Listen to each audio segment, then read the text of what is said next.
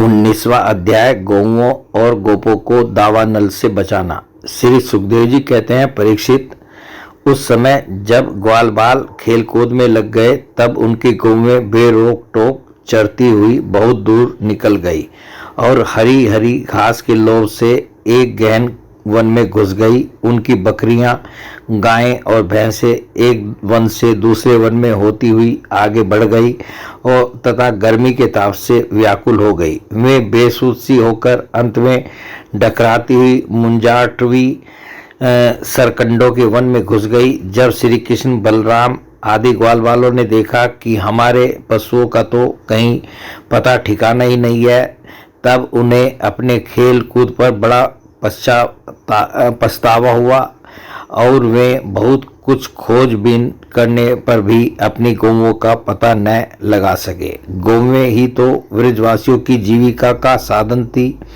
उनके न मिलने से वे अचेत से हो रहे थे। अब वे गौओं के खुर और दांतों से कटी हुई घास तथा पृथ्वी पर बने हुए खुरों के चिन्हों से उनका पता लगाते हुए आगे बढ़े। अंत में उन्होंने देखा कि उनकी गौएं मुंजाटवी में रास्ता भूल कर डकरा रही हैं। उन्हें पाकर वे लौटाने की चेष्टा करने लगे। उस समय वे एकदम थक गए थे और उन्हें प्यास भी बड़े जोर से लगी हुई थी। इससे वे व्याकुल हो रहे थे। उनकी यह दशा देखकर भगवान श्री कृष्ण अपनी मेघ के समान गंभीर वाणी से नाम ले लेकर गौओं को पुकारने लगे। गौएं अपने नाम की ध्वनि सुनकर बहुत हर्षित हुई। वे भी उत्तर में हुंकारने और रंभाने लगी। परीक्षित, इस प्रकार भगवान उन गायों को पुकार ही रहे थे कि उस वन में सब और अकस्मात दावाग्नि लग गई, जो वनवासी जीवों का काली होती है। साथ ही बड़े जोर की आंधी भी चलकर उस अग्नि के बढ़ने में सहायता देने लगी। इससे सब और फैली हुई वह प्रचंड अग्नि अपनी भयंकर लपटों से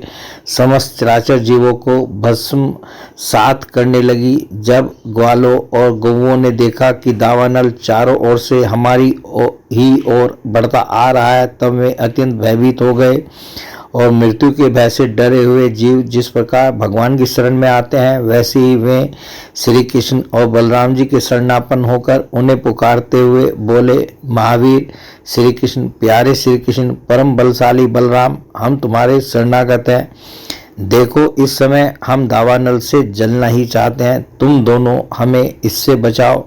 श्री कृष्ण, जिनके तुम ही भाई, बंधु और सब कुछ हो, उन्हें तो किसी प्रकार का कष्ट नहीं होना चाहिए। सब धर्मों के ज्ञाता श्याम सुंदर, तुम ही हमारे एकमात्र रक्षक एवं स्वामी हो। हमें केवल तुम्हारा ही भरोसा है।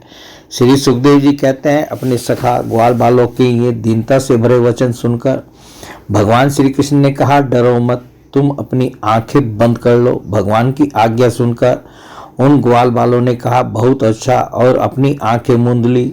तब योगेश्वर भगवान श्री कृष्ण ने उस भयंकर आग को अपने मुंह से पी लिया और इस प्रकार उन्हें उस घोर संकट से छुड़ा दिया। इसके बाद जब ग्वाल वालों ने अपनी अपनी आंखें खोलकर देखा, तब अपने को भांडीर वट के पास पाया। इस प्रकार अपने आप को और गौओं को दावानल से बचा देख वे ग्वाल बाल बहुत ही विस्मित हुए।